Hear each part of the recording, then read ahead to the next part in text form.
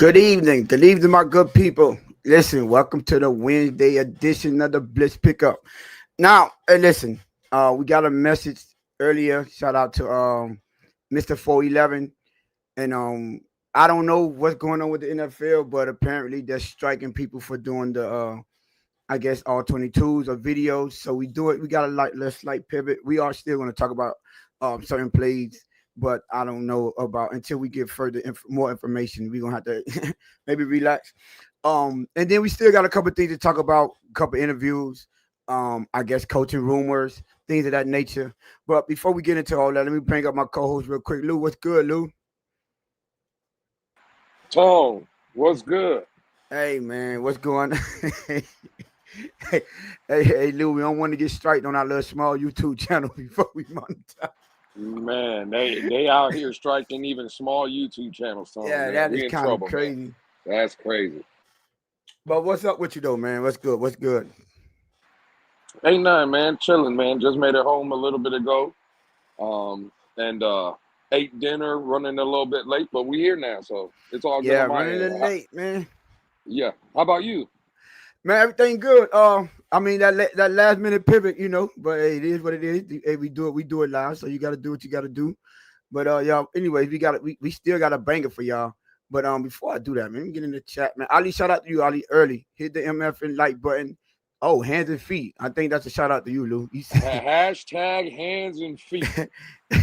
Mike Best in here early saying, "Yo, yeah, we starting late, Mike Best. I ain't gonna lie." Michael K in here. Well, I'm not gonna read that, but hey, listen. Oh, True Fit fan in the building. Keep everyone till the end of the season. A change now does nothing. Assure the best job pick possible and do what's best for the team. Whether it's trading, whether it's trading it a pl- or picking a player, but don't mess up. Um, I don't. I mean, the not trading players. I think mid-season you could do some acquisitions to gain draft capital. That's always a positive for teams, whether you know whether you're trying to rebuild or retool, whatever you want to do. Gaining draft capital is always, I think, I best think for the team. I think he was talking about more from like if whatever pick you got in the draft, whether you take a player or you like trade to get more assets. I think that's what he was talking about. Sure, best draft pick possible, yeah, and do what's best for the team. Whether it's Yeah, trading, he talk about the best, yeah, okay, he trading, he talk about the yeah. player. I think he's talking about Yeah, trading. Yeah, trading down. Listen, it depends. Okay, if we're in the top five, top three, yeah, I'm not trading down. I'm going to get my quarterback. Like I'm not trading down. Now I know you probably could get a king ransom depending on how high you are, but mm, listen, man, when you don't often get that opportunity to get those top one, two, three. So take advantage of it. I mean, the last time we had the opportunity with a top three pick, I think we had the first overall. We went and got a tackle when Matt Ryan was sitting right on the board. And don't make that same mistake again. You know, but whatever, it is what it is. Von Joe in the building. I guess y'all know we are officially in the eighties range now. Hey, listen, man, it is what it is. Adam said, "Fins up, y'all." Shout out to you, Lacone. What up? What's up, fam? Chef Jew in the building. What's good, lady? Dolphin, Jess, OG, Lewis, OG, Tony H. Everyone, how y'all tonight? Check your post. Fins up. I don't know. Our post might be a little weak, Chef Jew, after that game. It might be a little weak. I'm telling you. Sean in the building. What up? He said, "What? Mike Best Cornier on the collective last night, paying money just to." Oh wow! No, don't be hating, yo. Who else you got in here? Reality in the building. Blitz pick up the question I asked Monday about 2-11 the game. I'll ask the question again after today's press conference. Lou, you change your mind after the press conference today? no, not at all. Mm, Tua loves the game. mm. Yeah, I believe so. I don't think we'll talk about that too. Ship them out now so we don't actually win a game. Ship who out? I think the players or what? Um, Ship who out? Huh? Vamos in the building. Shout out to you, G2. We got Eichenberg. Hey, Eichenberg on the way back, y'all. Eichenberg is on the way back. So hey, listen, what up, y'all? By Mark Brown. But listen, man. Hey, man, listen. We got a couple of things we're gonna talk about. First thing I want to talk about is even though they ain't gonna let us break down a couple plays, I did only the real survive. I did want to talk about a couple of things that I saw watching the film, doing a film breakdown. Now I did both offense and defense. Lou, I know you had a couple of plays that you wanted to go over. But I really except you put a thumb down on Eichenberg. But I really do want to talk about what I was looking at. And I wish y'all could see this. Maybe you could. I don't want to do the screenshot. I don't want to risk it. But that defensive line was even worse on film than what I saw live. And then to top that off, our linebackers, even though Tyrell Dawson has been playing bad, but Jordan Brooks, Lou, I'm sorry, man, he's playing terrible. I seen him running himself out of lanes. I see him with he had a clear shot to hit Rico Dow. I think he's on the one that he broke like 4 tackles. He had a clear shot to hit Rico Dow. And, bro, he literally went up there and like he tried to hug him. Mm-hmm. Like, what? No impact, no nothing. You remember how we said we want them attacking downfield and being absolutely. Yeah. They had the opportunity. Mm-hmm. It was ridiculous. Like, absolutely ridiculous. That was, man, that was really bad. I'm not even gonna lie. That was really bad. Hold on. Let's see. You say no film breakdown. Why? They really are nervous of the little Blitz pickup. Hey, listen. Hey, true to a trad. I don't know. I saw it and shout out to Mr. I'm gonna call you Mr. 411. Y'all know he got 305 on that, but I'm referred to call him that because he's not from the 305. But he put us up on game and then tagged us in a couple of things. And I said, oh, and then Lou actually verified for me, yeah, they were striking a couple of channels. And I'm like, maybe I did bring it up, a couple of the mainstream people were kind of complaining and saying that, things like it's bad. Everyone has opinion now. I heard people talking about, just because you could watch film doesn't mean you're a professional. I even hear people being more respectful talking about, now players, like specifically talk about Jonah, now players don't have the luxury of going through growing pains and it's being stuck in house because everyone put it on film, right? And that's cool. But you know what I look at it as? I look at it as the fan base have an opportunity to have a different voice. And for the most part, a lot of these people are working for the team, so they don't say a lot of things that they want to say. Now, I gave this example. I don't know if I did it on the show, but I remember after we got smacked around week 1 against Indianapolis Colts, one OJ McDuffie said he refused to go on there because he don't have nothing good to say. So to me, I took that as, well, then they don't want him saying nothing negative on the team on that platform, whether it's the Dolphins or whoever. But you know what? Listen, there's ways around it.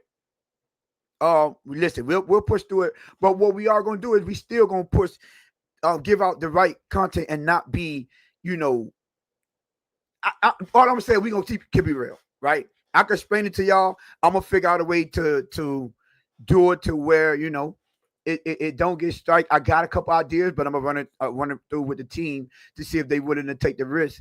And but we still gonna get y'all that content. Trust me. But today it was just late. Shout out to, like I said, Mr. 411 for putting us up on game. But how we still gonna let y'all know what we saw on the film, which is first thing I want to tell y'all is that O-line before I get into the defense, because I have minimum critiques about the offense. I have the offensive line looking horrible, completely horrible, right? And Jonah more specifically. Now I see Cole Strange and who's our right tackle now? Louis, it's killing me right now. Larry Borum. And Larry Borum, they having problems dealing with those stunts. Having a lot of problems dealing with their stunts. So that has to be cleaned up. But let me kill something. I know Lou's gonna want to get into this. I don't want to steal your thunder for offense, right, Lou? But this notion that Jonah is playing out of position, which is in his problems and his failures. Bro, when you watch the film, he just can't block the dude in front of him. King Mill was good. Lou Tone, what's good, fella? What's good, King Mill? He just can't block the dude in front of him. That's not technique wise. That's nothing with. I mean, I hear him say, "Oh, he's taking the wrong step, a false step." Yo, we in game 5, bro. These are professionals. Now, I'm sorry. Was he thinking about that when he wanted to guarantee that money? Was he thinking about that we would guarantee that money? Because you know why we're not gonna give him we're not gonna give none of them no slack? Because we want Tua to overcome this. Right, Lou? Am I correct? We want Tua to overcome this type of stuff. That's a fact. So we're going to hold him to a standard. Oh, don't think we're going to let y'all off with the offensive line because we want him to overcome them so we can get rid of y'all. And bring in a serviceable, matter of fact, not a good offensive line that can protect our quarterback the way we need our quarterback to be protected. But y'all have to do y'all part as well. That offensive line has been horrendous. There's no way to get around it. It's been horrendous. Now, Tone, real quick. No, I just want to go because, and this is the point I mean, because a lot of people kill Tua, and rightfully so. Jonah Salvanea today spoke in front of the media, and you know what Jonah said? And there's a lot of content creators, Tone, out here in this community making excuses for Jonah Salvanea. Well, the team is not paying him at this position, and this, that, and the third, and he should feel more comfortable. You know what Jonah said? To his credit, Tone. Again, now he's playing terrible. I'll give Jonah credit, though. Jonah said, I don't care about playing left guard, right guard, this, that, and the third. I'm an NFL player, and I'm not living up to standard. So it doesn't matter what position I am or what position I might feel more comfortable in. I got to be better. So it's crazy to me, Tone, that everybody is giving this man a pass, right? But the kid himself is coming out and saying he don't want to hear none of these excuses. He has to be better. Yeah. I don't understand why it's so hard just for people to be honest and say, hey, he's not playing well. Tone, what you just said is right. No matter left, right side, he has to be better. He says it, but all these other people try to make excuses and stuff. And then they wonder what the same people that are talking about this team, Tone, on a day-to-day basis, those are the same people that come out and say, well, this team is soft, and they're always making excuses. That's what they say. Mm-hmm. But they don't realize they're the ones creating it too. All they do is make excuses for the team. That's a fact. So I just don't get it. But my bad, Tone. Go ahead. No, you good. That was actually listen, they even said no Panthers from me, Lewis. But I started something because I wanted to let me put it back on the stage right here. Hey, shout out, man. True Fit fan always been rocking out, man. He's always been, you know what I'm saying? Day one, he said, I just wanted to bring that up there. My bad. I was going through some other ones. He said, ain't nobody stopping the Blitz pickup. While others talk shit with agendas here, you get the truth. Whether you agree or not, it's all common sense here. Shout out to you, True Fit fan. That's a fact. At the end of the day, we do this just because we want people to know the truth. And I'm gonna be real with you. Like me as a true fan, I get tired of seeing things and then been hearing something else. I get tired of just always being positive, right? Whether you feel like we too positive on, let's say, one side or another, or a player or another, or we pick sides. At the end of the day, at least I know from over here, the people that let me speak for myself because I know Lewis can speak for himself. The people that I mess with and I hold at high regards, I critique them the most. Like if y'all understand, me and Lou go at it for the most part because I refuse to give Chris Greer and Mike McDaniel, right? The two people that I was defending when I first started talking about, you know, who to blame for the team failures. When I used to defend them a lot, but when I see their downfalls, I listen. I don't cut them no slack. So when Lewis like, oh, you're gonna hold on to that forever? Yes, I am. Because when I defend you to the top. So I'm not gonna, when it comes to critiquing you, I'm not gonna half-ass that, right? So So yeah. Oh, my arch nemesis is in the building. Game Boy 305. What up, guys? Playing Jonah in the wrong position is like changing Tony and Lewis and making Alex the main host of the show. That's crazy, man. Not necessarily, because I think Game Boy 305, when we watch Jonah, the way he's losing, there isn't no excuse for the way he's losing. Let me give you one example. You know what I started noticing on film? You know that Patrick Paul helps this man on every other down, chip his player, and then get his player. They putting extra on Patrick Paul to help this man out, and they still ain't helping this man. Do you understand how bad you have to be playing for that not to work? And then, right, let me get to the side of the team that I think was completely trash and was the main reason for our failures and our loss. The defense. Shout out, we were watching film, right? Shout out to the producers in the back. That person pointed out, I didn't want to put it on film, even though now there's one play on goal line. And again, I was a big component and a big supporter of this guy, Zach Sealer. And I said pay him because he does everything the right way and he deserved it. He earned it.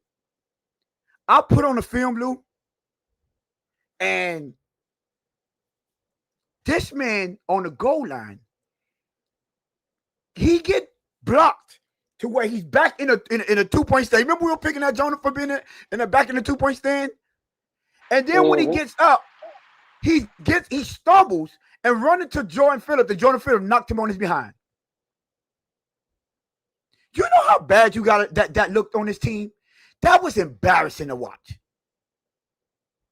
Embarrassing. Right? And then another play. Bro, he just get pushed down to the ground. Completely pushed to the ground. And then you have a play where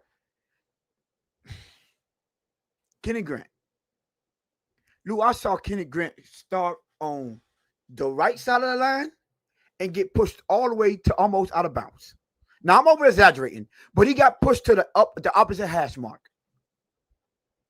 He got pushed all the way to the opposite hash mark. This is your D tackle, your first round 13 overall pick. Right? And I already told y'all how Jordan Brooks, that was on two separate occasions. That Lou, you remember? I know you were focused on offense. I wanted to show you this play and get your opinion on this because and maybe you saw. Let me know if you peeped this up when you was watching. When there was 2 separate occasions where all Jordan Brooks had to do was shoot the gap, and it's a tackle for a loss. You know what he was doing, Lou? He was hesitating. Yeah, he was hesitating. The same thing we was talking about. Hesitating. It was one time he jumped right in the back of Bradley Chubb. Just ran to the back of Bradley Chubb on the outside run. And I'm like, what are you doing? It's ridiculous. That D-line was horrible. The defensive side was terrible. And I'm going to land here, Lou, so you can talk about your part, right? Anthony Weaver, we called you out last week. We did. We called you out Monday. Putting on the film, I'm sorry to tell you, I've noticed you trying everything you can. I'll give you that. When it comes to D-line, sorry. When it comes to D-line, that man, he was running, because he has been running quite a few. But he ran 3 D tackles a whole lot this game. I'm talking about a hell of a lot. You want to know what the first thing I noticed? Second half, he benched Jakeem Grant. I don't think Jakeem Grant got one snap in the third quarter. Now, I didn't watch every single play, but I don't think Jakeem Grant got one snap in the third quarter. And you know what else I found out? You talking about Kenny? You talking about Kenny Grant? Kenny Grant. I said to King, I'm tripping. You see, I pissed off on my mind here. Kenny Grant. He benched Kenny Grant. Benched him. You know what? Same results. Didn't change. I seen he took Zach Sealer out. Now I know that there was only 2 series. I think it was 3 series in a row that he took that I didn't see Zach Sealer or Kenneth Grant on the field. 3 possessions in a row. So he had Benito Jones, Jordan Phillips, and Benito Jones, Jordan Phillips, and who's Matthew. What's his first name? What's Matthew's first name? But Matthew. He had Matthew Butler. There you go. Mm-hmm. Matthew Butler. He was running them for three series in a row. And hey, listen, still no change. Still they couldn't stop Rico down. But what I would heavily critique you on is, my brother, you got to die by what these people do better. What they do best, I'm sorry.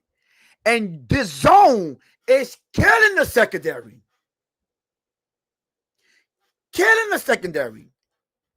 That last drive, when they let I might add, I was told that this dude did not belong in the league. Bryce Young, drive down the field, he went 3 for 5, 45 yards and a touchdown. His 2 biggest plays when we had them in zone. I don't get it. They play better in man.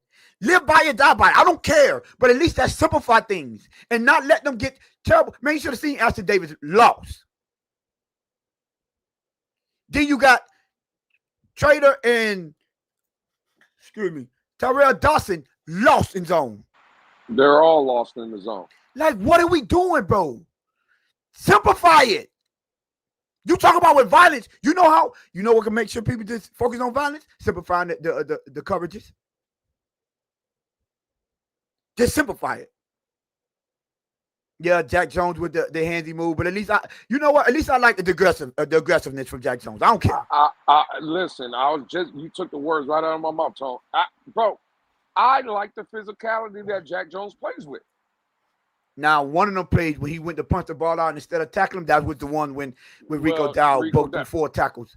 But that's not toughness. That's just trying to make a play and not being disciplined. You got to wrap up. I'm talking about more from the perspective of on the line, being physical with wide receiver. I don't mind that, bro. I'm sorry, I don't. I would much rather my corners be physical with the wide receivers, even going downfield, than just sitting 8, 10, 15 yards in a soft zone and just, like, doing nothing. I'm sorry. Why aren't they giving Juju Brents any looks? Wasn't he supposed to have some talent? Man, at this point, I would agree. We asking the same question, my brother. Eric, we asking the same question. Now, last but not least, I'm going to give y'all a stat that I gave Lou. And Lou was like, you got to be crazy. This is incredible. I just looked at explosive plays from the run game. Give y'all a stat from Rico Dow. Rico Dow on explosive plays. This is 10 plus carries, 10 plus yards in the carry, right? He went 8 carries for 165 yards. That is insane. 8 carries for 165. Do the math on it. That's like 20. I wrote it down. 20.6 yards per carry. That is insane. He had 206. 166 of them came on doing explosive plays. 8 carries. I threw up the 5. 8 carries. On 8 plays, 166 yards. 8 plays. That is ridiculous. So I'm gonna leave that with you. That's what I had about the defense. Oh, I'm sorry, Lou. Before you go, Jalen Phillips. I am sick of tired of watching what Lou called him, watching it play out in front of our eyes. The man is built like Tarzan and play like Jane.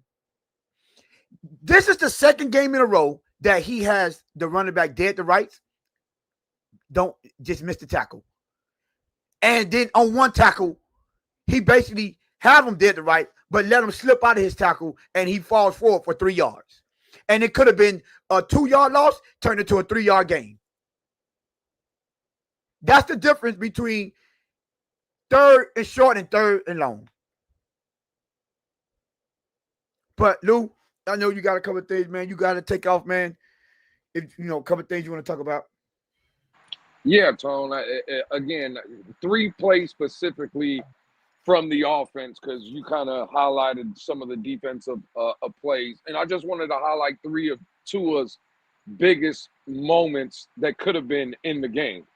Right? Obviously, the first one-on-one covers. Told me and you were sitting in the stadium, and I told you, I said, bro, look at the bottom of the screen. Yes. Waddle is one-on-one. It's basically a cover one look.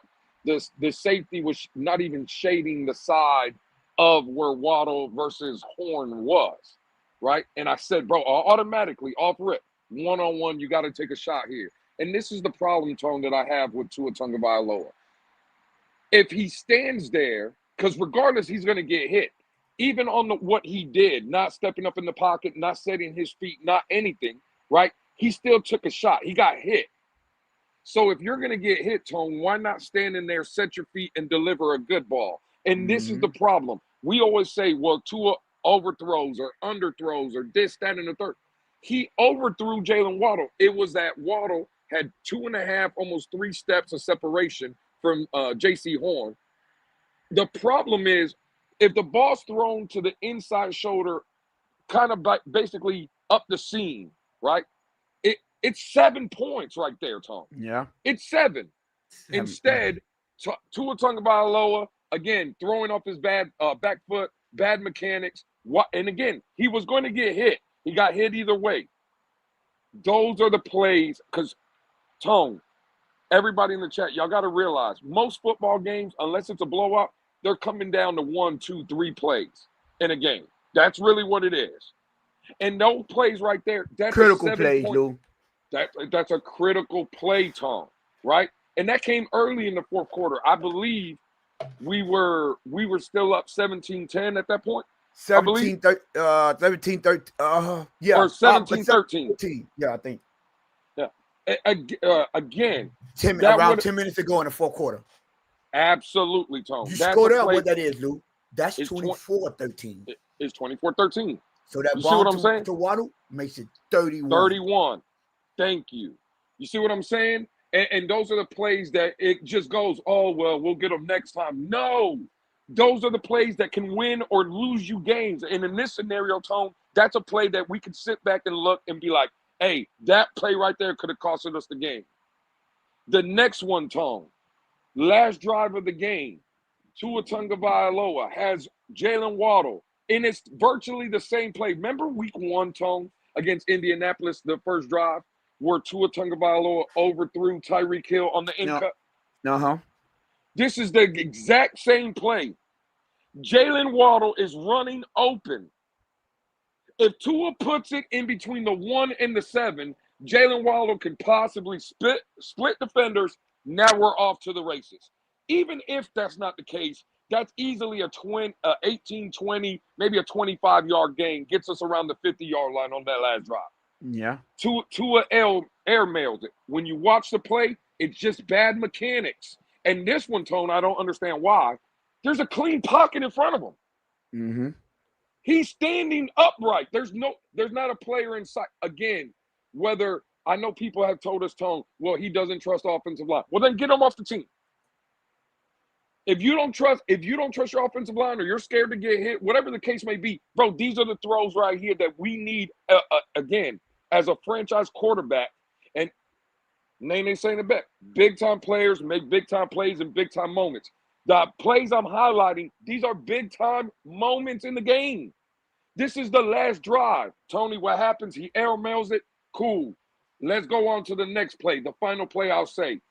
Tone, for years, it was 7 years, matter of fact, we had Ryan Tannehill in this building. And one thing people used to say all the time about Ryan Tannehill was his pocket presence, his pocket awareness. He had no feel for the rush. Okay, cool. It's 3rd and 10. Me and Tone just had a debate on Monday's show about, should Mike McDaniel have went for it on 4th and 18? I'm going to leave that alone. The reason why we were at 4th and 18, though, is the play that I'm about to highlight now. It's 3rd and 10. If Tua simply takes a step to the right, starts rolling out, get the ball. Throw. If no one is, again, even if no one's open, throw the ball out of bounds. It's easier to convert 4th and 10 than it is on 4th and 18. There was no pocket awareness. It's like he was just standing there as a lame duck. No, it's like you don't feel the pressure. And we already know Tua's not the most mobile quarterback in the world. By the time he even tried to make a play, he's getting swallowed up. These moments right here, Tone, a 3rd and 10 on the final drive of the game, the one thing you cannot do, Tone, is get a sack. Yeah. That's the one thing you cannot do. And I'm sorry, bro. This is a 6-year quarterback, Tone. Mm-hmm. We're not talking about first year, rookie, second year, hell, even 30. 6 years in, you need to understand the situation. Nah, bro. 3rd and 10, that another critical play. That's 2 plays on the last drive of the game that I'm talking about. I'm sorry, man. Listen, I'm with you, Tone. I think being in the stadium, that defense was trash, and I do put the majority of the blame on the defense. But 3 plays that I'm highlighting, these plays, and especially the one to Waddle, the first one, those are game changers, bro, because we're not talking about an 18-yard in cut. That's the one I talk about. We're not talking about the sack. On the one to Jalen Waddle, though, we lost by what? 4 points? 27, 24 is what we lost. 3 point. 3 points. We put 7 there, we win by 4. Just off that one play alone. I'm sorry, man. Listen, we got to be better. Tua has to be better, bro. And that's all I got, Tone. But those plays right there, I'm just saying, it's starting to become a trend with Tua. And this is what Tone, I said it. When you look back at this game, you could basically say this is a kamikaze of Tua's whole career. Efficient game. You look at the QBR, it's going to be great. Completion percentage is going to be great. Hey, hell, 3 touchdowns, no interceptions, right? Everything, for the most part, Tone, was good. But the thing that me and you, Tone, talk about all the time is what reared its ugly head again on Sunday afternoon.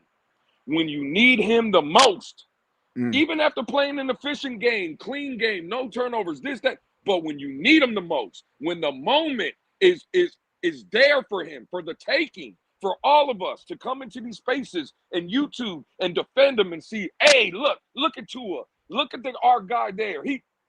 Again, bro, all that good that he did during the game, that last moment, the last thing anybody's going to remember is him getting sacked. One of the last things he's going to remember is him oversailing the ball to Tua. One of the last things they're going to remember with 10 minutes to go in the 4th quarter was him overthrowing and throwing a bad ball to Jalen. Those are the things we're going to remember. Forget all the good. It's those things. And I'm sorry, bro. That's what Tua's career has been for the majority of it. It's good. It's not good enough. And it just is what it is, Tom. Yep. Listen, man, you know it's bad when you got Mike Best even holding them accountable, especially on the opposite side of the ball. He said 5 punts in a row, Lewis. Tua has to score at least 2 out of 5, even field goals, but has to do something. What you think about that statement from Mike Best?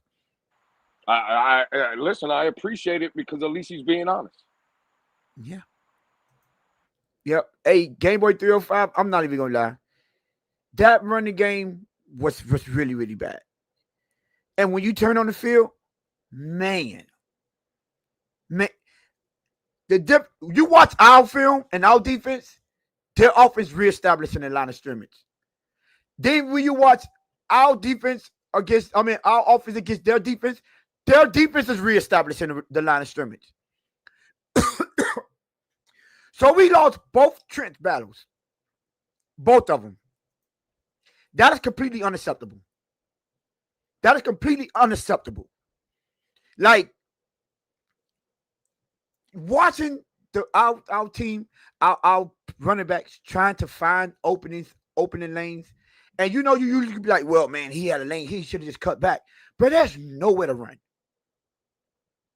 No, like, See, I'm going to come out and say that offensive line has been playing completely trash. And I hope y'all understand that that means they're playing really bad, because all these years when you had the people that were just dog walking the offensive line, I was the one coming out. No, they wasn't. It wasn't that bad. Stop. Offensive line wasn't the cause of that. There was holes to be ran. I don't expect them to be perfect, but I don't expect you to get dog walked for 90% of the game. You know how Lewis said, "Oh, you can point out the 1 and 2 plays, 5 or 6 plays here and there, bro. You got to find 5 or 6 good plays now with this offense."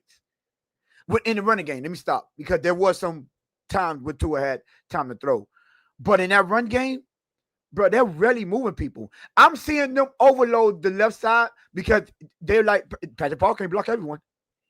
Jonas Savannah, he's just lost. Like, you could be lost on pass downs and get beat, but when you're trash on run plays as well, that's when it become a major problem. That's when we need to start looking at Mike McDaniel sideways, like, bro, why is he on the field? At this point, you're setting Tua up. And he's running backs. That offensive line, that run game, about 19 yards? What was it, 14 carries for 19 yards or something like that? 1.9 yard a carry? Mm-hmm. Come on, man. We were just talking about how the play action was helping out with this offense. O-line, y'all have to do better. We really don't even talk offensive trench play because there's plays to be made. But last game, man, I saw one, maybe two. I remember one on the outside zone they ran, and if what's his name? Not Eagle. If the tight end, if Julian Hill holds on to his block just a split second, A-Chain is going for like a 65-yard touchdown.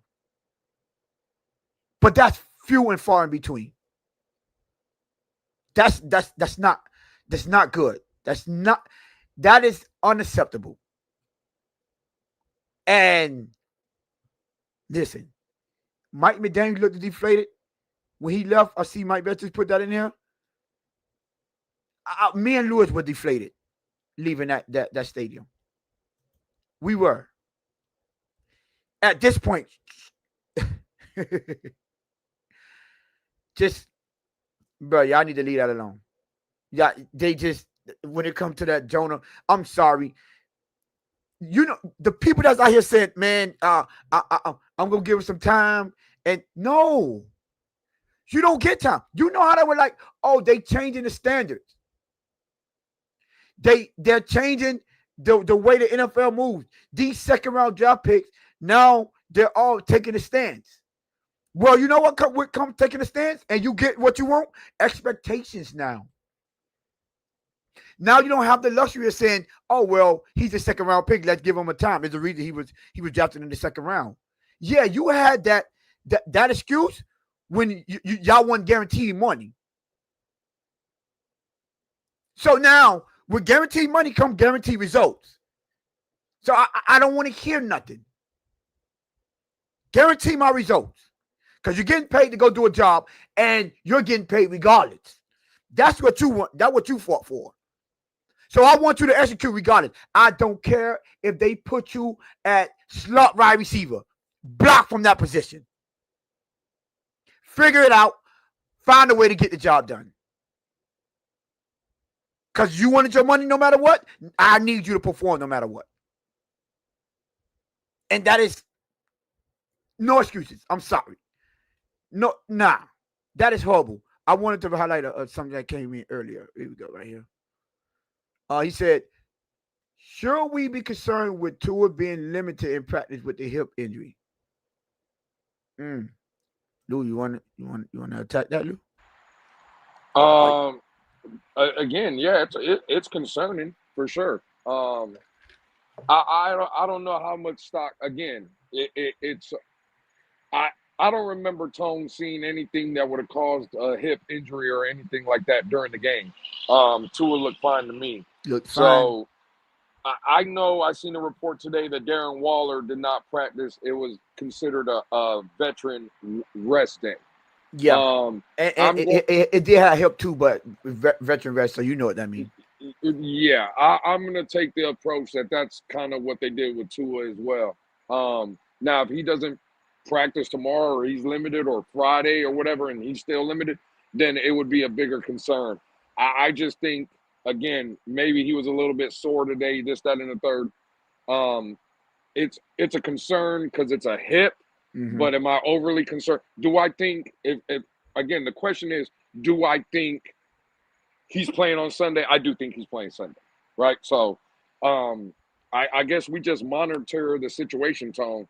I would say it's a concern, but am I overly concerned? Am I gonna be talking about it tomorrow all day and oh my God, what are we gonna do? Nah, I'm not that concerned. So it just is what it is. I think he plays Sunday.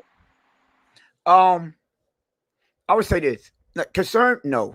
But what I know one thing, they better not be trying to come up with excuses for Tua, because what I am noticing, we got the Chargers coming in Sunday, then you have the Cleveland Browns, and then Atlanta.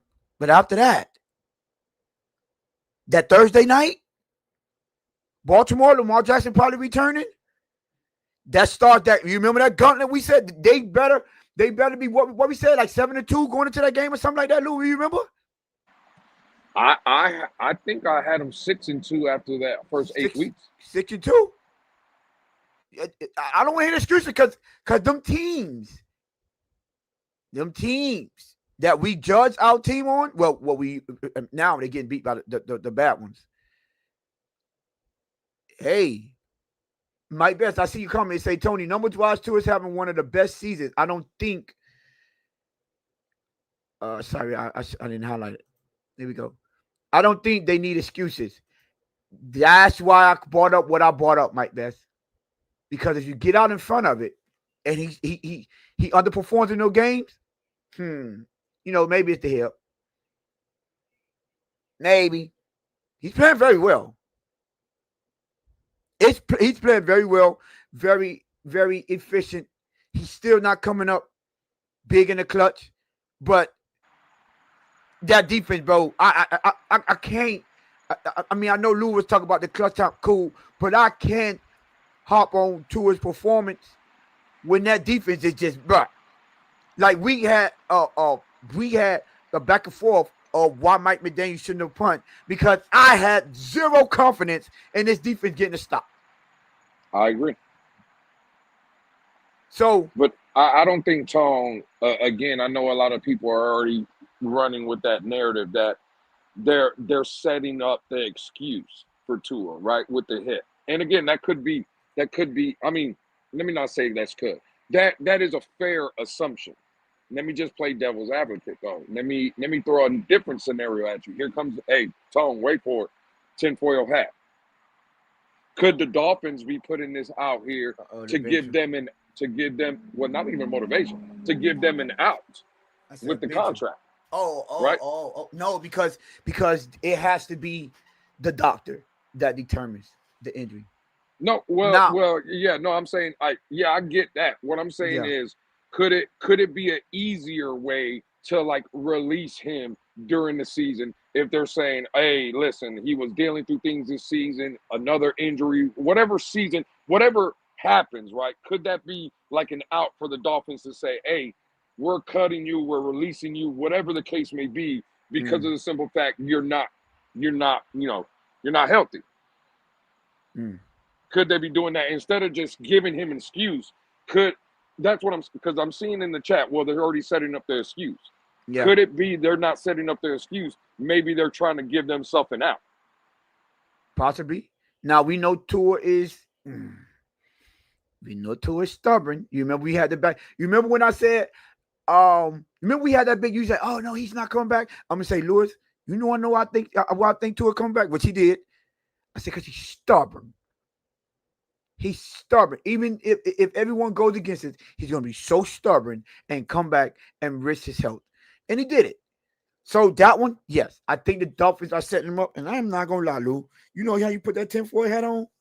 I think if Ross had to do what he got to do and pay a doctor or do what he got, I'm not. Hey, listen, man. One thing we know about Ross, I think he would do it. He ain't willing to. Hey, he not shy about putting that money under the table. I don't care what y'all say. The man got caught twice. So yeah, no. I brought that two fan comment up because he was saying that's the problem. Wait, let me bring that back up. That's the problem right there. People lie. People lie. Numbers don't. But in Tua's case, they actually do. Think about it. 2 TDs, 160 yards in the first half. What did he do in the second half? That is a really good point, Lou. If he had 160 in the first half and 2 touchdowns, what did he finish with? Do we know what he finished with? 261. Wow, so 101 yards? Second half? So, yeah, y'all can look at it from that standpoint. Now, they like your they like your 10-4 hat. Now, Lou, I did want to, I wanted to bring this up because we were talking about two of his failures and numbers and all this. What do you think about the press conference with Tua, since we on the tour, about him and not having a social media? And I know people were giving him flack for the comment about he just wish his peers good luck and just focus on what he could do. I'm sorry, I didn't have opportunity to speak on it earlier, so I'm 100% in agreement with Lewis. What did we expect him to say? They're reaching, bro. Like, yeah, right. I mean, I think he says so much foolish stuff to when he say things that normal quarterbacks say, it still gets under our skin. And I understand that feeling, because I get like that sometimes. But no, I'm at the point where I don't want to hear him say nothing either. But bro, what were you expecting him to say? He's supposed to say that respectfully, and I like what you had said and the way you broke it down, Lewis. If Lamar Jackson, Patrick Mahomes, Josh Allen, Joe Burrow, any quarterback that you deem to be in the top 5 or 10, like Jaden Smith, I said Jaden Daniels, if any of them, right, you deem to be in the top 5 quarterbacks, my dog Matthew Stafford, they answered it the same way. So I'm not going to kill him for answering it that way. However, I should say, comma, like the homie. When they asked him about the fans and the critique from the fan base, I would have loved for him to keep that same energy and just keep it professional and PC. What you think about those comments, Lou? I mean, again, like, I know people. I'm just not one of these people, Tone, that again, I can admit I don't want Tua on the team. I don't think he's good enough. But like with the comments of, oh, I'm not on my couch eating chips, or it's easy to say with a clicker, or whatever Tua said, like today, well, whether I throw 5 interceptions or 5 touchdowns, I go to my, I don't listen to the media, I don't listen to the fans, I go home to my wife, my kids. To be honest, Tone, I could care less, bro. It don't bother me like it bothers other people, if I'm going to be honest with you. Like, yeah, do I want to hear it? No. Do we talk about it on the show? Yes. And at least for me, Tone, and I know you say it as well, I just don't want to hear any Dolphin players, Tua, coaches, Mike McDaniel, anybody in front of the microphone. But it don't bother me like it bothers other people. I would just say I don't want to hear it. Yeah. But like to the people's extreme, like they'll never live that down when Tua said, "Oh, I don't sit on my couch eating chips." That don't affect me. You see what I'm saying? Like it affects other people. So do I want to hear it? No. Is it aggravating? Is it stupid? Yes. It just don't affect me, Tone, though, like it affects other people. I just think Tua, he's not good in front of a microphone. He's a quarterback. I know why he has to do it. I would just say I don't want to hear him. But nah, bro, it don't affect me like it affects other people. Well, Lou, I would say this. That's why I said I finished it the way I phrased it the way I did. I would prefer him just keep it PC then. Don't talk slick, because it is gonna turn people the wrong way. And not only are you talking slick, but you are a 200. I ain't gonna say $163 million quarterback that's not living up to that contract. Player that's saying that slick comment. So yeah, people are already disappointed. Now you're going to get on their nerves too? I think that was the problem. I had to change my headline because, but yeah, at the end of the day, when these people out here talking trash, I'm so tired of hearing it. Till I'm like, I don't even want to pay attention. But we have to we create content, so we have to address it. And what I am saying, we speak on it. I would just keep it PC. You don't have social media? Okay, cool. I don't have social media. I don't listen to all that stuff. That question could have been answered the same way you answered at the beginning. That could have went for everything that they were asking you. Now I don't have such. I don't pay attention to it, right? Because now do you have the rebuttals? Oh, you don't pay attention. And shout out to Nene earlier. She was like, well, you don't have. You can't say you don't pay attention. You don't have social media. You don't pay attention to it. But then in another quote, when it comes down to I keep my receipts. Somebody paying attention to something if you keep receipts. That's a contradiction there. So I think that this, and I'd rather none of them be in front of a microphone. I'm not making it a big difference. I'm not. But I'll prefer you just keep it PC. Now let me answer this before I get to my boy Game Boy 305. Waddle deserves better, bro. Now I want all you Waddle not being a number one receiver. Where is G2 at? That said that without Tariq, this offense it was going to look horrendous and not move the football. What happened to that? Because how easily what happened to without Tariq, we're not going to be able to go over the top. We're not going to go over the top. How easily we forget Waddle was like that. How easily we forget this. Put some respect on Jayden Waddle's name. Please do. Stop the nonsense. Maybe when we go and break down the field and we say that man is running open, maybe there's some truth to that. And that last part that he did when he catches that bomb. How many yards that was, Lou? But was that he's like around 50, right? 50. You talking about the touchdown? Yeah, the touchdown that he missed. Oh, that would have been easily 50 plus for sure. 50 plus yards. Now do the numbers on him. That's 200 yards. I mean, not 200, 170, I think. Stop playing with him and 2 touchdowns. So, Game Boy 305 says, so the man says his family said he's a family guy and doesn't care about outside noise, and we have an issue with that.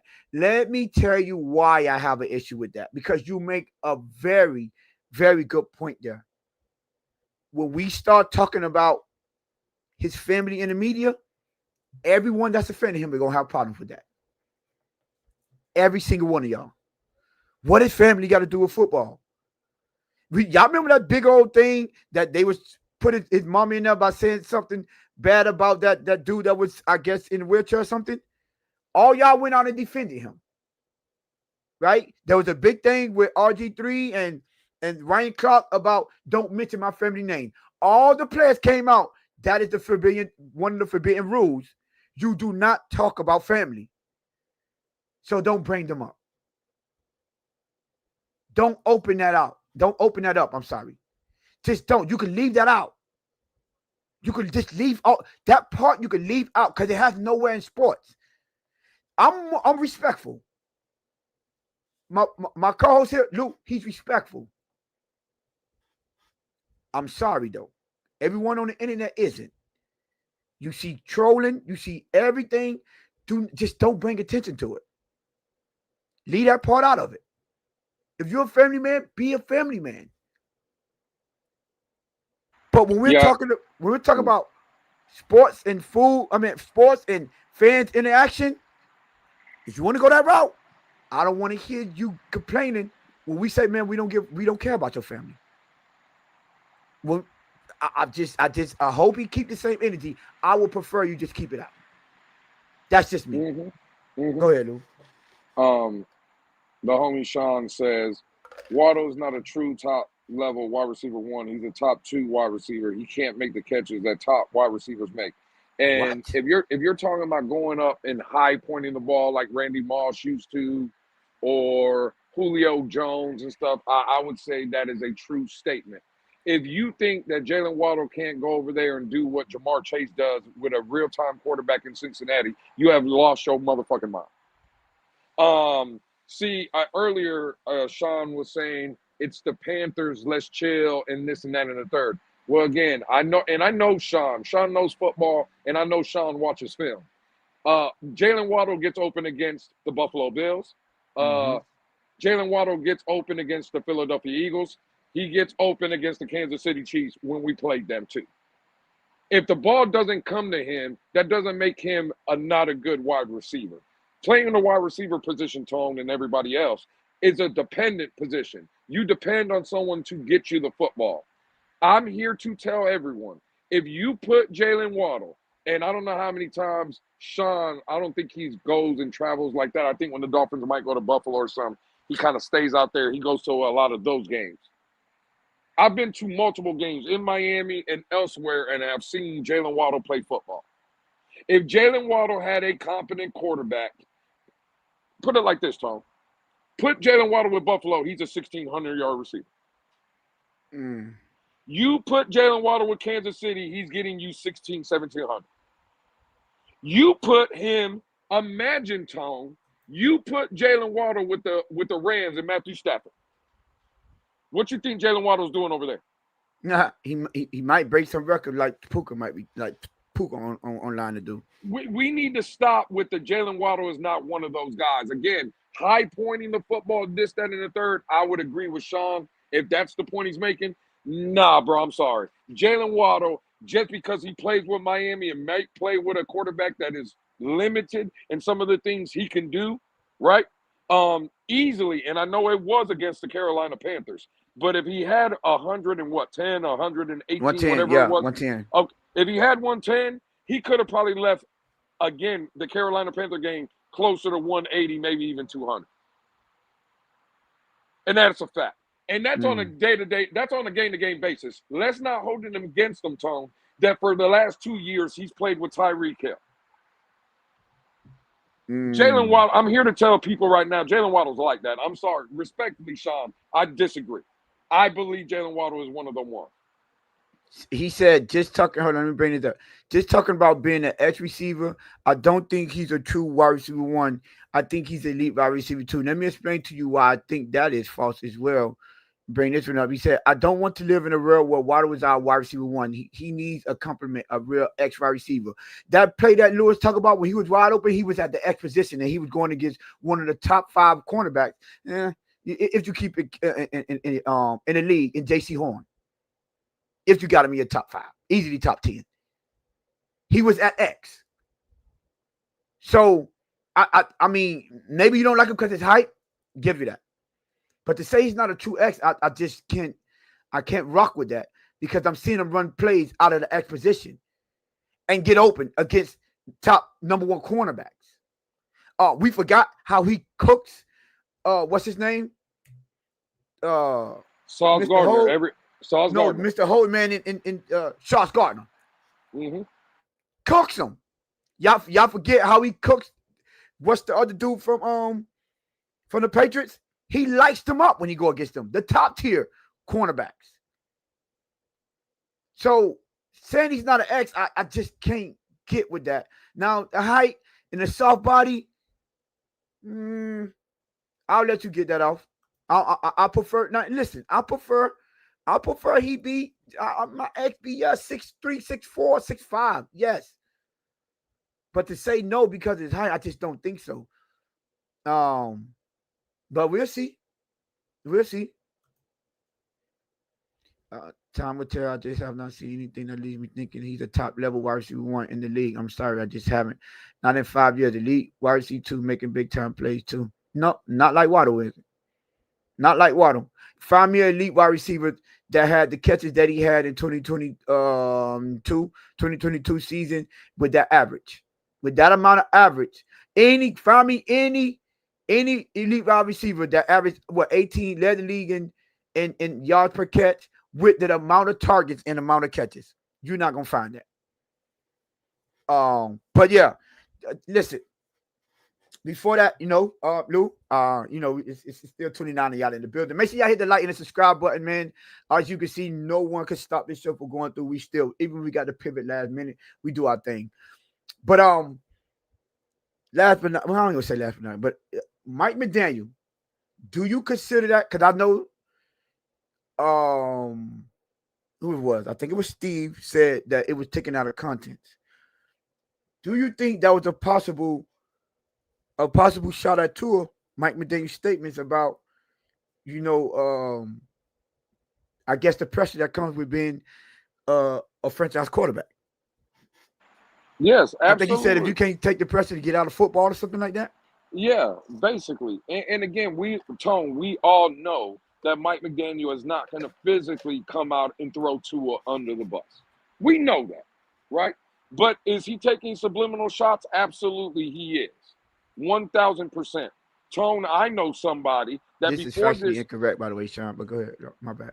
Yeah. No, well, again, I'm going to leave Sean alone. We know Sean's in his feelings right now. But no, Tone, he's never going to throw him completely under the bus because to everybody's knowledge, he went and bet for Tua. He went and vouched for Tua to get him paid. So will he ultimately throw him under the bus? No, he will not publicly. But Tone, I know somebody that came out in the community before the season started and told everybody the love fest between not only the organization, but even the head coach of Tua Tagovailoa is over. And that's not saying they don't like Tua. That's saying they're not in love with Tua. And I'm sorry. Again, yes, Mike McDaniel was subliminally taking a shot at Tua Tagovailoa. Yes, he was. Now, again, is it to my liking? No. Is it to your liking, Tone? No. But at least we're getting something, right? At least it seems like Mike McDaniel is warming up to the idea of taking shots at Tua Tagovailoa and everybody else in the team. So, again, he'll never say it like we want to say it, Tone. Like if I was standing on the podium, I would just say, yeah, Tua, if you can't handle it, dude. That's how me and you, I think you would do the same, Tone. Mike McDaniel's not like that because, again, he vouched for him. But, yes, those quotes, you can't take it away and be like, well, you need context, this, that, and the third. No, the context was he was basically saying, Tua, if you can't handle it, step out of the way. It's basically what he was saying. No, I think that's a possibility. That's what he was saying. And, man, Tua needs to hear stuff like that. I'm sorry. I don't care what y'all say. I don't care about him being in the feelings. I don't care about people having to watch how they talk about him because of his confidence. You're in the wrong sport. You chose the wrong profession if you can't take constructive criticism.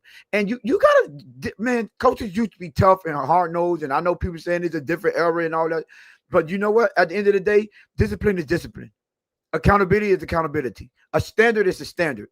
When we stop holding ourselves to a specific standard and start taking discipline and accountability out of anything, not just sports, then we're heading in the wrong direction. I'm sorry. We can't coddle people. That's not the way the world turns. That's not how it works. So listen, I hope he was sending the message. I would prefer to be more direct, but I just don't like the indirectness. I just don't. So please.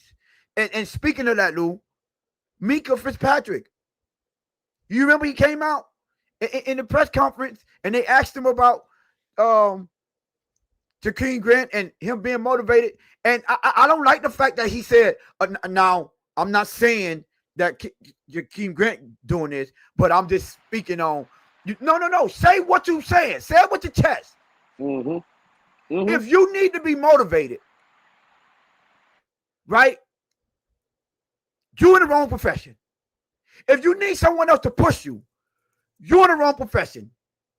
Say it. and say it with the chest. I mean, y'all, I don't think dirty laundry should be aired out in public. But y'all talking about everything in the public anyways. How about saying the right things? How about saying Tyreek got a podcast? It needs to be said. Everything that y'all trying to get around and beat around the bush with needs to be said. It needs to. Now it's crazy, Tone, because in that press conference, now see, I tell people all the time, Tone, connect the dots, right? People tried to tell me and you today in the Twitter space that, oh, listen to Minka. He said, I'm not talking about Kenneth Grant, right? The problem is the question about Kenny Grant. Like, what the hell are you talking about? You see what I'm saying, Tone? Like, the shit don't make sense when people says, like, just common sense. The man gets asked a question about a certain player. He answers it, and then, to your point, is like, well, no, but I'm not talking about. Well, yes, you are. They asked you about him. And to your point, Tone, he's giving the PC answer because he doesn't want to come out in front of the public, to your point, and kill the rookie D tackle. But no, he's talking about Kenny Grant. And after 5 games, what can everybody notice about Kenny Grant? He's lost. It's effort, right? A man that's 350 plus pounds shouldn't be getting pushed 8, 9, 10 yards off the fucking ball, Tone. That's work ethic. That's putting in the work. What did Minka say? If you got to be pushed, if you got to be, you're in the wrong spot. He's virtually telling everybody that Kenny Grant, 5 games into his rookie season, is not putting in the work. That's what he's telling everybody. But everybody needs, nowadays in 2025, the world we live in, it's all about context. It's all about PC. Tone, this weekend, we just spent, you know what I'm saying? It was my birthday weekend. I'm 44 years old. I believe you said you're in your 40s, Tone. 41. 41. In my day, when I was playing football, when I was coming up, this right here, it would have never been like, it would have been like, yeah, Lewis Lewis is playing like trash. Lewis ain't doing this. Lewis needs to tighten his shit up. That's what the conversation would have been. But in 2025, you got to be PC and it's about context. Bro, forget about the context clue. This ain't Blue's Clues. When people tell you, listen, I'm sorry, I'm with you, Tone. From a Minka Fitzpatrick perspective, I like what he said. I just don't like how he finished it. Oh, I'm not talking about Kenny Grant. Yes, you were. And just stand on it. I like coaches that call their teams out. I like players that call their teams out, the teammates out. Listen, at the end of the day, you know what I pinpoint when he said that, Lou? He didn't say, I'm not talking about Kenny Grant. He didn't say that. Because you know how he said, oh, I'm not saying he's doing this, but this, and that. You also didn't say he wasn't doing that either. That's a fact. Because you would have came out and said, now, Kenny Grant ain't doing this. He's in up putting in work. He's doing that. But just to answer your question, yeah, we don't need people that want to. But no, that's not. He didn't say that. He just said, he started answering the question, called himself and said, well, I'm not saying he's doing this, but yeah, if you got to do this isn't that. Nah, because someone that's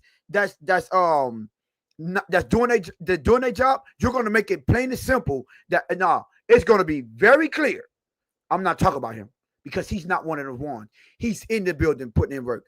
Or he would have said, well, that type of stuff don't apply to Kenny Grant because I see his work ethic. I see what he does on a day-to-day basis. See, I read between the lines.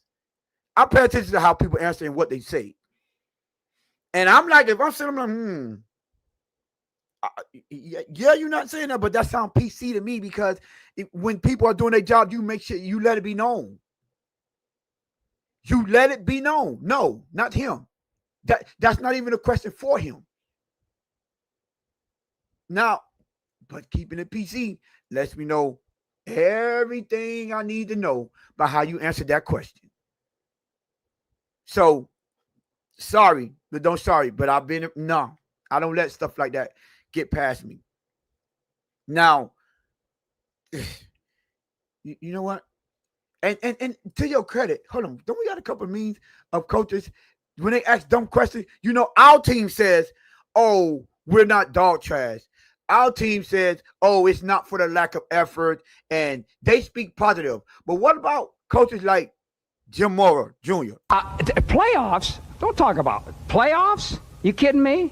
Playoffs? I just hope we can win a game, another game. That's how coaches used to talk about when that's how they just speak when their team is playing terrible. I think they started 1-4 that year. Wasn't that a 1-4 or something like that? And they would talk, play. Don't you talk? I hope we can win a game. He called his whole team out. Facts. That's how coaches used to speak to media. Not this, I think it's because it's not for the lack of trying. It's not for them, they're trying too hard. What Jim Moore Jr.? I mean, Herman Edwards there. You play to win. But the greatest thing about sports is you play to win the game. Hello? You play to win the game. You don't play to just play it. That's the great thing about sports. These don't seem like coaches that's willing to beat around the bush and not call their team out and call their players out. X Factor, appreciate you. What up, fellas? Respect y'all's work. Always keeping it 100. Appreciate that. Appreciate you, my brother. Appreciate you. That's all I'm saying. You have to. You know what Mika was talking about when we talk about Kenny Grant? Or allegedly mindset. See, y'all just keep letting this stuff go right past y'all. He was talking about mindset. The stuff that we be telling y'all, it's one of the most important things, if not the most important thing when it comes to playing sport, especially a physical gladiator sport, which is collision sport, like football. Facts. Because you have to overcome the pain and the grind and the hustle. I'm talking about it. That's a fact, Manuel Rivera. That's no. Yo, can't vote 305.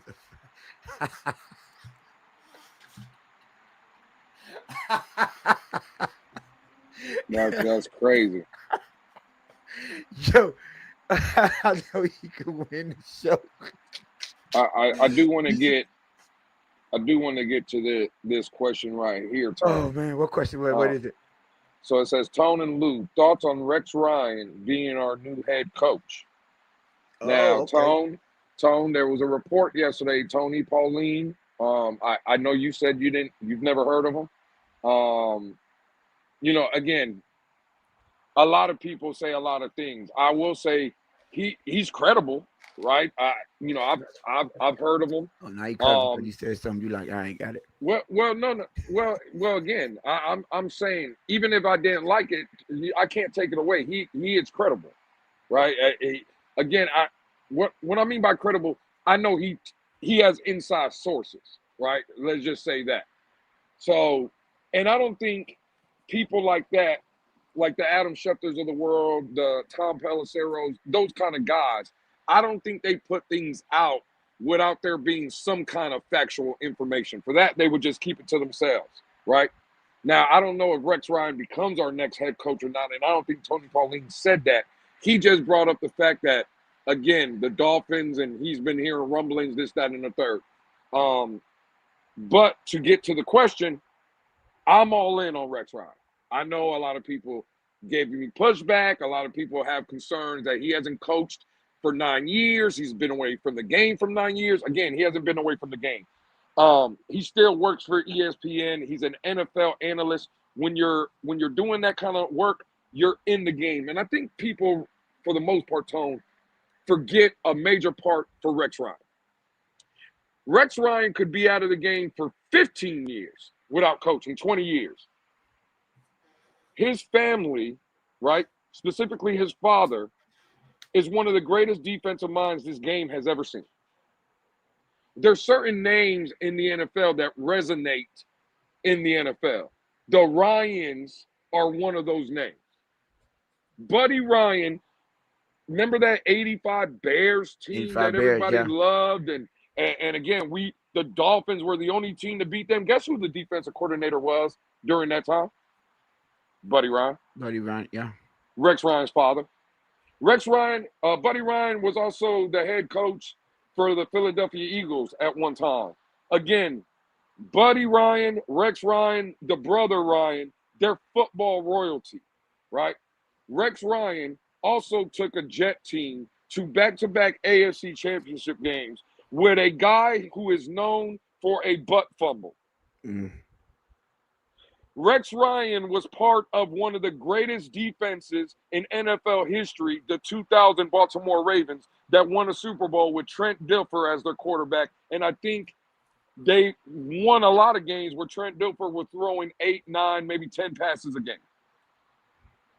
Miss me with Rex Ryan doesn't understand football. One thing that we all know and one thing we all complain about, Tone, is the lack of leadership, the direction of men, this, that, and the third that Mike McDaniel creates.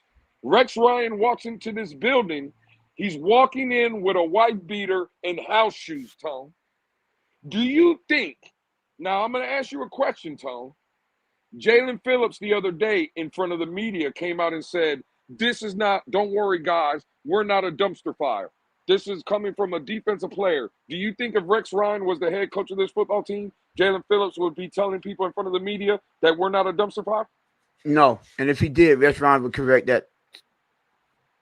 I am all in on Rex Ryan. Again, I don't even know, Tone, if he could win games or lose games in this league. I don't even care about that. I would want Rex Ryan to come in here because one thing he is going to change is the culture. Mindset. We talk about mindset, Tone. Again, you must be reading my mind. Rex Ryan is mindset. That's what he bringing in. Tone, for the last 2, maybe even 3 years, we talk about the Dolphins, and the word that everybody brings up is soft. Mm-hmm. Rex Ryan comes in here. That soft label is now out the window. Again, I don't know if we're winning games, right? I can't predict the future. There's one thing I will predict, though. Rex Ryan comes in here, there is no more soft-minded. He's fixing that. That happy-go-lucky, oh, we're just happy to be here, not playing physical, this, that, and the third. No. Rex Ryan he's fixing that. So, hey, Tone, that's my answer. Bring sexy Rexy back. I'm back in the hands. Hey, Tone, I'm back in the hands and feet mode. I need tank tops and house shoes, Tone. That's what I'm on. Yeah, and I'll say this. Listen, 39 of y'all in the building. Please hit the like button, hit the subscribe button. Roll to 700, man. Get the squad to 700, man. Listen, we out here giving y'all this content no matter what. So all we ask is y'all hit that like button, share our content, and hit that subscribe button. You know, hey, we trying to get us to 700 real quick. Listen, Rex Ryan mindset, Lou. People going off his record. And now, listen, I seen him do more with less. I'm sorry. I seen Sean in here earlier speaking about his track record. And I see this one and bring this one up. It said, bro, Rex Ryan, please know that's true fan. I see Dangerous said if Rex was still a good coach, he wouldn't be on the ESPN. I guess he wouldn't be on ESPN. I disagree with all that. I ain't gonna lie. Listen, I see y'all say I'd rather John Gruden. I didn't see John Gruden do more with less. Like Lou pointed out, he went back-to-back AFC championship game with Mark Sanchez. Now I'm not overlooking that. And what I'm most definitely not the defense he bring. Now I'm a defensive guy, so I'm sorry. That the defense that he bring and that mindset, I'm sorry. I'd rather him. I know one thing. This ain't, like you said, Lou. This is not going to be a soft team. Also, to Sean's point, and bro, he had Tyrod Taylor and Emmanuel. EJ Manuel? I think at quarterback. I said more with less. I said, like, people, you have a hard time hearing it. More with less. That team was loaded. But anyways, yeah, like I don't know I don't know how many coaches would be successful with Tyrod Taylor and EJ Manuel as their top quarterbacks. Sorry. I'm saying what he did with a guy like Mark Sanchez at quarterback. So at the very least, you bring him in. Listen, you could groom a DC or someone else because aren't we tired of these new head coaches? Aren't we tired? I'm sorry. I just listen. I'm sorry. I wouldn't mind bringing him in, and just for what you said, Lou, a culture changer. He knows that he needs the players in the building to build this culture. He knows this. When I watch how he talk about the players and the dynamic of the locker room on the ESPN set, lets me know he understands the pulse of the locker room, the pulse of a team, and how players change that, not coaching. Look at why he said, hey, listen, Jackson Dart might not win, but those players are going to play hard for him. He said that. Understanding mindset.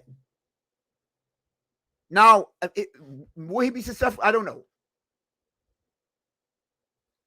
know. But if he comes in, I see a comment from Nene, which I'm about to address that now. But I'm concerned. The collective will not agree with how he will want to fix things. Could be wrong. And I think that is the difference between him and bringing in those new quarterbacks. I mean, those new first-time head coaches. That stuff will have to be established at the beginning.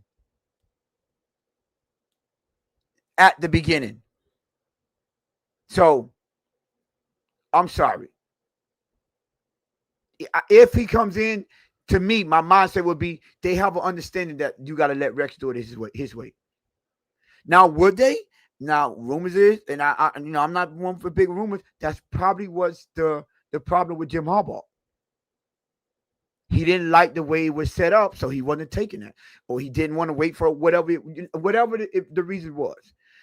But coaches, if you listen, they had an extensive coaching search when we fired Brian Flores. Maybe a lot of those coaches, those veteran coaches that we was looking at, I'm sorry, maybe they came and looked and said, bro, I'm not dealing with that. I'm not. That setup, that collective, no, I'm not dealing with that. I need some guarantees that it's my show, my way. Now, if they don't do it, then maybe we'll never get one of them coaches in here. But you gotta have that cachet to do that, though. You know why I like Rex Ryan, Tone? I'm not gonna lie to you, because I see a lot of people in the chat again. Well, he didn't do this, and he hasn't done this, and again, away from the game, this, that, and the third. Do you hear a lot of people in the mainstream media? There's a lot of them, right? Kurt Warners of the world, Brian Baldingers of the world, Louis Riddicks of the world, Dan Orlovsky's of the world, all these people, Ryan Clark's of the world, right? All these people that talk, right? The only one that has really identified the problem with the Miami Dolphins is one man. That's Rex Ryan. Rex Ryan is on them same platforms with the Louis Riddicks and all these other guys, right? The Dan Orlovsky, everybody else, whatever. You want FS1, take those guys too. Rex Ryan is the only one coming out here and saying this team is soft.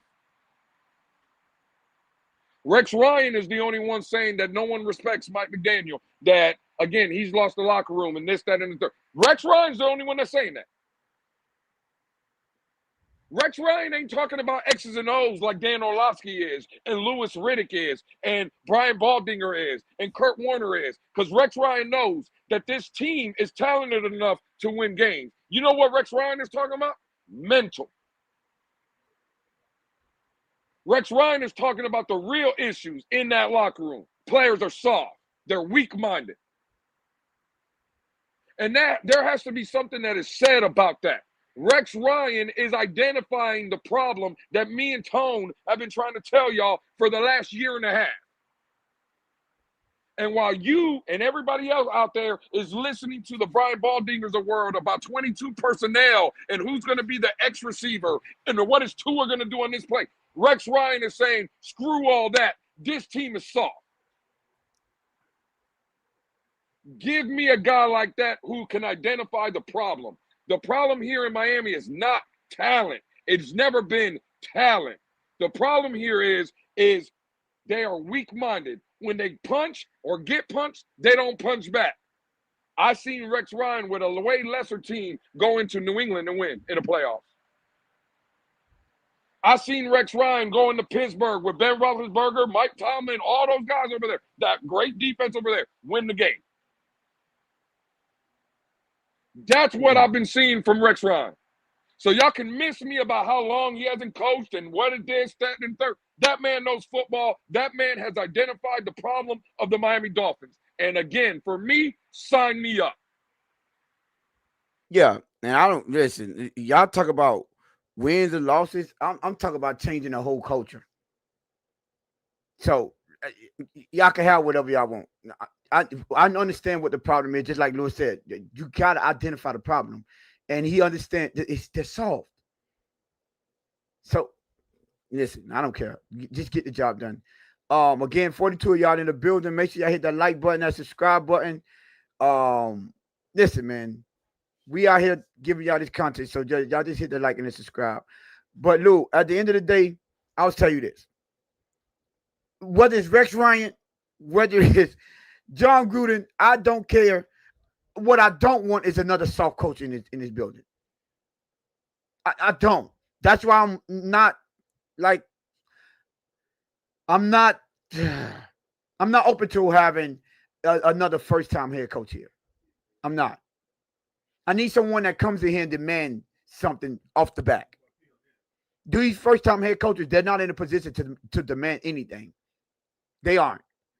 And that's why, we see things, unfolding the way they are. If, what's his name? God doggone.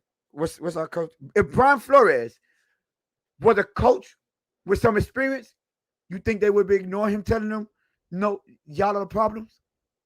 We need to do things like this? Do y'all think so? If he had the cachet, seemed like he was telling them all the right things. He didn't like the softness of his team. He didn't think he could win with Tua. And I'm not just saying games. I'm talking about big games. That man came, he was a 3-time Super Bowl champion winning defensive coordinator or assistant coach. So he understood what it takes to win a big game. And it seemed like the man knew what he was talking about. But he just didn't have the cachet. And maybe he had to learn how to talk to individuals without degrading them. That's the learning curve. And I understand that. And Sean said, go ahead, Tom, my fault. I don't think a first-time head. Well, what he said? He said, so why do you think he hasn't got another job? Just curious. Because Rex Ryan ain't for everybody. You talking about Rex Ryan or? Well, yeah, he's talking about Rex Ryan. Why hasn't he got another job opportunity? Well, because he had the Jets, then he went to Buffalo. And, again, a lot of people have written him off. For me, it's because Rex Ryan ain't for everybody, Tone. I just told you how he be talking. Go listen to Rex Ryan and then listen to everybody else. That could deter people from bringing a guy like that in. He's a no-nonsense kind of guy. And for the people, real quick, Tone, for the people that say, well, John Gruden is our guy, this, that, and the third. Now, I know hopefully Nene is still in here. And I know Nene brings it up all the time, what Chris Greer had at his disposal in Miami. The draft picks, the money, this, that, and the third. You know what John Gruden had when he became the Raiders head coach? Draft capital. You know what he had? Money to spend. And for a year and a half in the Raiders, he was a dumpster fire. He paid people like Antonio Brown that didn't even play a snap for him and quit on the team. That's what John Gruden had. John Gruden picked Colin Farrell, number 4 overall. That was his number 1 pick in the first round. I forgot what draft. It was the first year he got hired. Colin Farrell. 4th overall. And you want me to bring John Gruden in here? Let me tell you something about John Gruden. He's never put a team together. He's never developed a quarterback. He's never done anything. He came to Tampa Bay. He brought Joe Jaravicius in, and he brought Brad Johnson in. The team was already developed. And again, that Super Bowl that he won against the Raiders, right, where his ex-head coach, the defense scored 3 touchdowns in that game. The defense scored 3. It was a defensive player that was the MVP in that Super Bowl. Miss me with John Gruden. I'm telling you now, John Gruden ain't what. Just because he sits in a quarterback room and he can dissect plays, I'm not saying John Gruden doesn't understand football. What I'm saying is I don't want John Gruden nowhere around my team because I don't believe he's like that. I would much rather have Rex Ryan than John Gruden. But I'm sorry, Tone. You can continue. My bad. So Brad Boss 818. Bring that back shit, up. Spagnuolo is the right hire. Hire winners with championships. I guess 3 trophies. Hire Mike Bradway as the GM. See, Lou, why can't we keep the same energy? Now, when we brought up Rex Ryan, let me go find a comment. Hold on, I started. This was his comment. Losing record as a head coach, been away from the sideline for decades. Man, stop. What is Steve Spagnuolo record as a head coach? Terrible when he was with the Rams. Terrible. Wasn't he horrible? Terrible. I'm just saying, we got to keep the same energy. Terrible. You can't say this and then tell me he's the right guy. You need to stop. That man had a horrible record as a head coach. Now, he's a hell of a defensive coordinator. But stop, my boy. That just seems like someone that's hating.